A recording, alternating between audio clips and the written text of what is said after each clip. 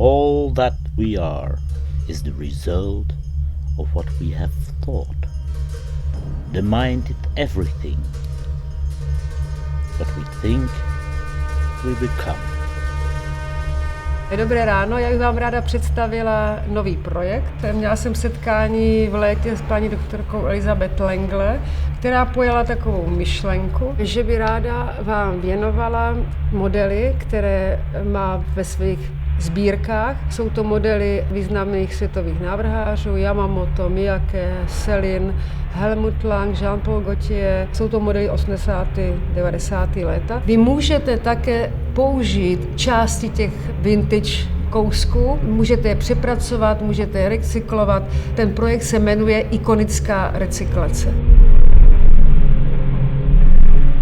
Smyslem tohoto projektu je, abyste vy jako návrháři té dané značky vytvořili kolekci 3 až 6 modelů, která bude reflektovat DNA té značky, ale na druhé straně chci, abyste se tam infiltrovali vy, aby tam byl cítit váš rukopis. Výsledek bude kolekce, kterou bychom měli představit samozřejmě jako klauzurní projekt a měli bychom ho představit také ve Vídni v jedné velmi dobré galerii a ta kolekce má být prodejná.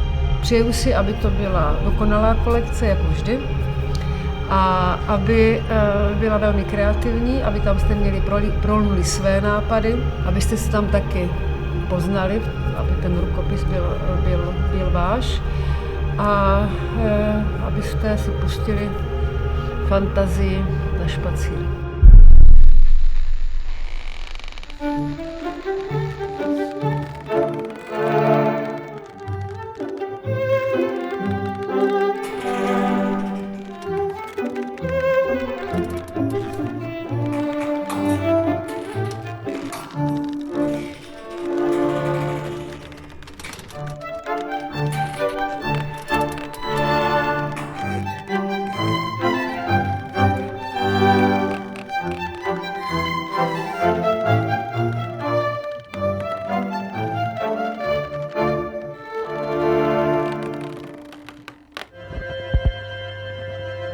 Mým inspiračním zdrojem je Helmut Lang. Vycházela jsem z intimity, která je typická pro jeho práci. Chci ukázat tělo, které se chce vidět jinak než je, a tak se pomocí oděvu přizpůsobuje.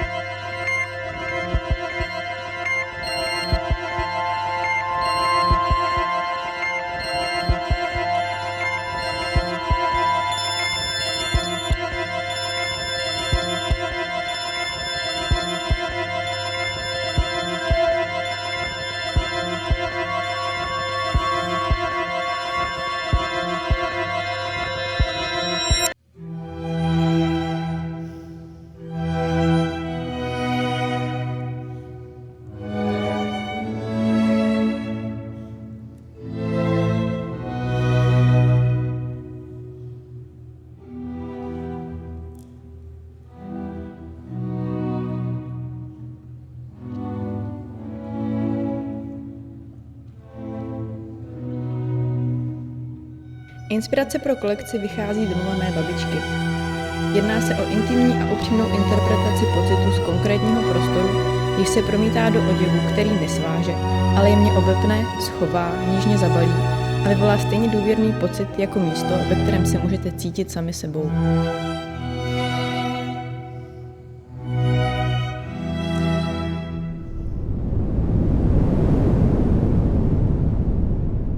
Moje snaha byla propojit Langův strohý realismus plný tajemství s něčím podobně nerozšifrovatelným, jako je slovanská mytologie, a dosáhnout tak lehce nadlidského zjevu.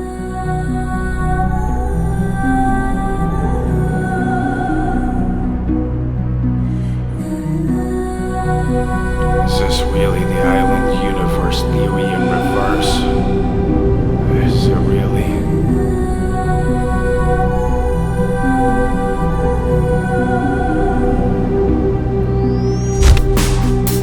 Insipid, stupid humans, so far all you heard, so you're fragile, all these in reverse. Until it hurts, until it hurts, until it hurts.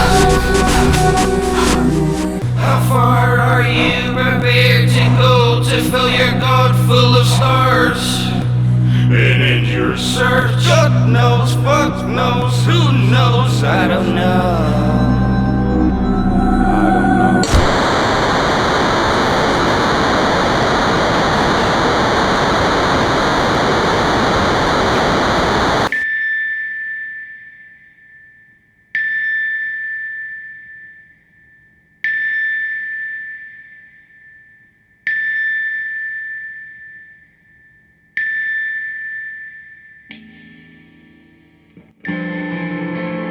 Ze zastoupených návrhářů jsem si vybrala Yoji Yamamota a zaměřila se zejména na autenticitu, se kterou tvoří, a jeho inspiraci z historických pramenů, konkrétně raných snímků německého fotografa Augusta Sandra z první poloviny 20. století. Hlavní myšlenkou mé kolekce je propojení pánských pracovních oděvů ze Sandrových fotografií a typicky české tkaniny kanafas, která byla tradičně používána zejména v oblasti Chocka na záclony, ubrusy, přikrývky a peřiny v českých chalupách, ale také na ženské sukně konofasky. Yamamoto říká, materiál je všechno.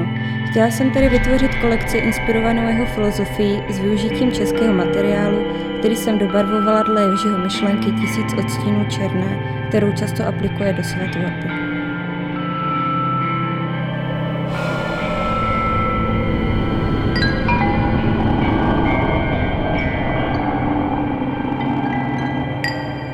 V mé práci jsem se zabývala tvorbou Jill Sandra, její estetikou a myšlenkou, že oděv má dávat ženě stejnou sílu jako muži ručně šitý oblek. Rozhodla jsem se transformovat určitý pánský pracovní oděv, který používá moje maminka.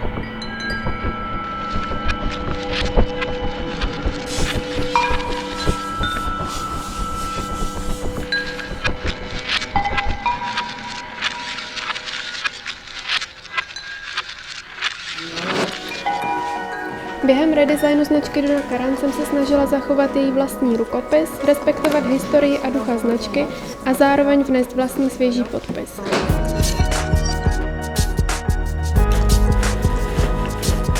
Nálada procházející kolekcí vyjadřuje multikulturní přístup, souznění duše, srdce a těla, opravdové lidi se všemi jejich komplikacemi, pocity a emocemi.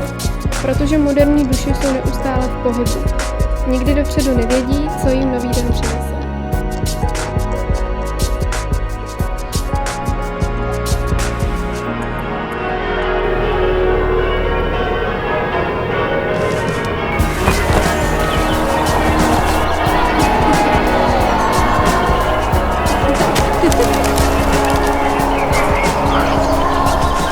Vybrala jsem si Romea Gilliho, velkého designéra raných 90. let, pro jeho schopnost vyprávět svými oděvy příběhy, což vlastně pro mě byla příležitost přidat mou část příběhu.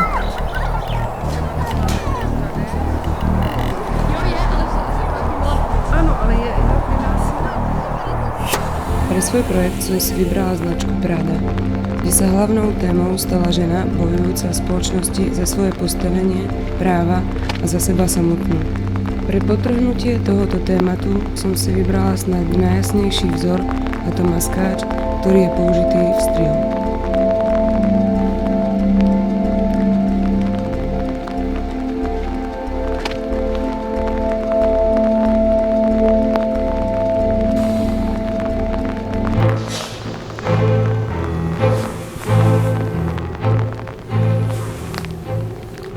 Hledala jsem vyjádření myšlenek v oděvu. S Yoji Yamamotem sdílím některé myšlenky na dnešní rychlou módu a nekončící trendy. Oblečení ztrácí svou hodnotu a nekvalitní oděvy jsou vyráběny za účelem vydělávání peněz. V tomto projektu jsem si rozhodla zrecyklovat svou starou kolekci Bohemia, kterou jsem vytvořila v prvním ročníku. Tato kolekce vycházela z českých tradic, které jsou mi velmi blízké.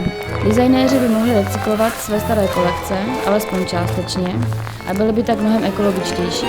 Na druhou stranu si uvědomuji, že by to mohlo mít negativní dopad na zaměstnance textilních továren. Ačkoliv často pracují v nelidských podmínkách, stále potřebují vydělávat na svůj život.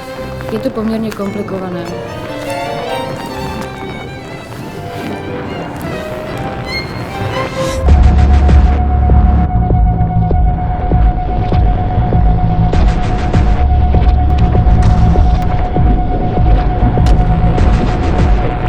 Prepojením estetiky mojej s estetikou značky Helmut Lang som sa snažil vytvoriť výhodu z toho, čo na prvý pohľad vyzerá ako nevýhoda, alebo násilie na odeve vykonané. Transformoval som sa ako vysekávaním časti z neho, tzv. Chybajúcich častí a nahrádzal ich systémom popruhov a spon, ktoré pôsobia na prvý pohľad násilne, no sú paradoxne funkčnou časťou odevu. Čo predtým bolo jazvou, je teraz znamením emocionality, zriedkavosti, kurióznosti a rozmanitosti.